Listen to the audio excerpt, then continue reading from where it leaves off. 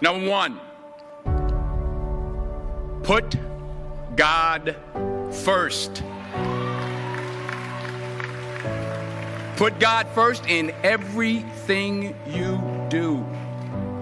Everything that you think you see in me, everything that I've accomplished, everything that you think I have, and I have a few things, everything that I have is by the grace of God.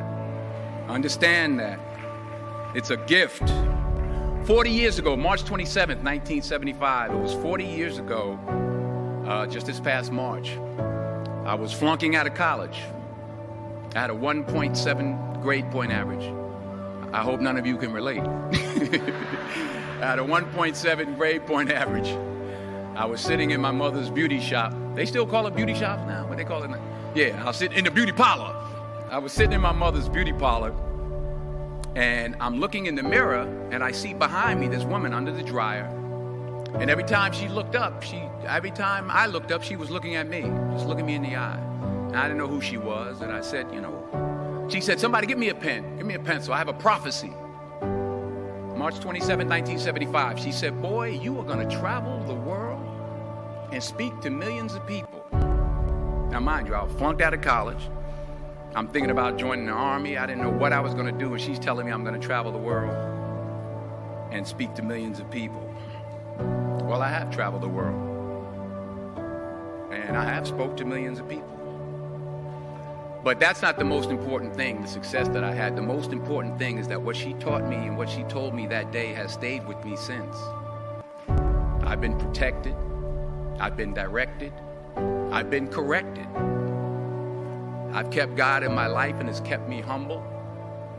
I didn't always stick with him, but he always stuck with me. So stick with him in everything you do. If you think you want to do what you think I've done, then do what I've done and stick with God. Number two, fail big. That's right. Fail big. Today is the beginning of the rest of your life, and it can be very frightening. It's a new world out there. It's a mean world out there, and you only live once. So do what you feel passionate about. Take chances professionally. Don't be afraid to fail. There's an old IQ test, was 9 dots, and you had to draw 5 lines with a pencil within these 9 dots without lifting the pencil. The only way to do it was to go outside the box. So don't be afraid to go outside the box. Don't be afraid to think outside the box. Don't be afraid to fail big, to dream big.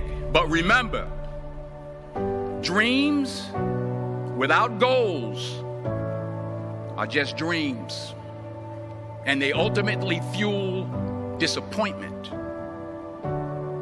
So have dreams, but have goals. Life goals, yearly goals, monthly goals, daily goals. I try to give myself a goal every day. Sometimes it's just to not curse somebody out. Simple goals, but have goals.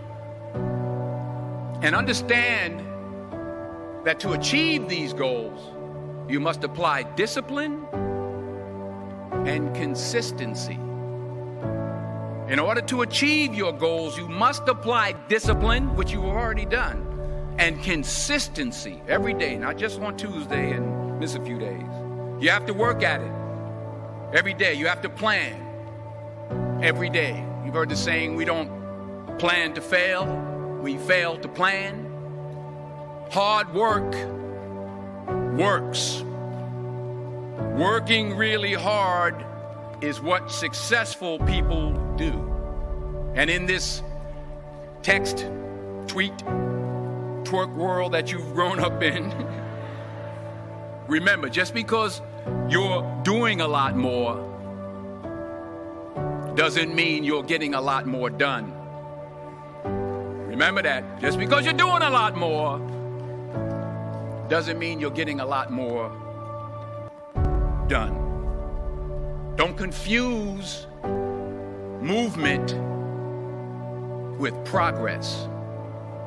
My mother told me, she said, yeah, because you can run in place all the time and never get anywhere. So continue to strive, continue to have goals, continue to progress. Number 3, you'll never see a U-Haul behind a hearse. I'll say it again.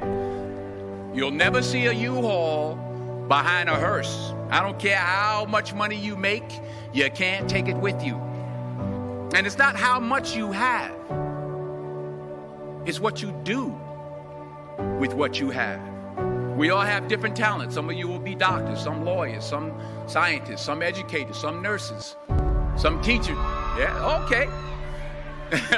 Some preachers.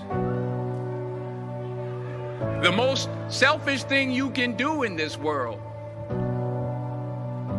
is help someone else.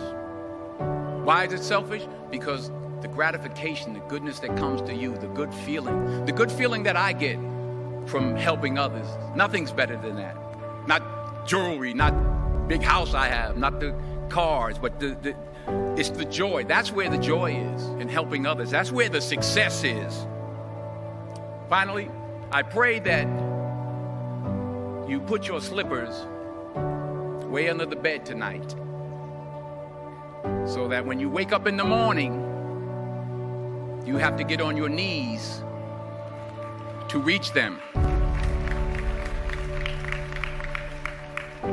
And while you're down there, say thank you for grace. Thank you for mercy. Thank you for understanding. Thank you for wisdom. Thank you for parents.